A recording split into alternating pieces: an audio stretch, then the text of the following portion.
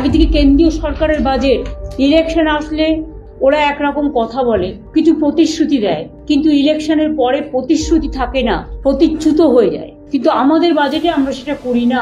এখন একটাই tax, GST tax, সবটাই তুলে নিয়ে যায় কেন্দ্র, কিন্তু আমাদের ভাগ্যে যেটা পাওয়া উচিত সেটা কিন্তু আমাদের দেওয়া হয় না।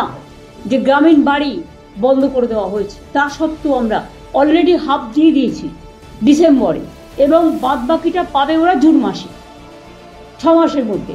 আর দ্বিতীয় যেটা 16 লক্ষ আজকে আবার নেওয়া হলো নতুন করে, সেই 16 লক্ষ মানুষ তারা ডিসেম্বরের মধ্যে প্রথম কিস্তি পেয়ে যাবেন অর্ধেক, এবং সেকেন্ড কিস্তি তাদের বাড়ি কমপ্লিট হওয়ার আগেই আমরা দিয়ে দেবো। এরপরেও যদি কারো এই লিস্টে থেকে না থাকে, সে চায়, সেক্ষেত্রেও আমরা ফেস বাই ফেস করে দেবো। আমরা কাউকেই বঞ্চিত করতে চাই না।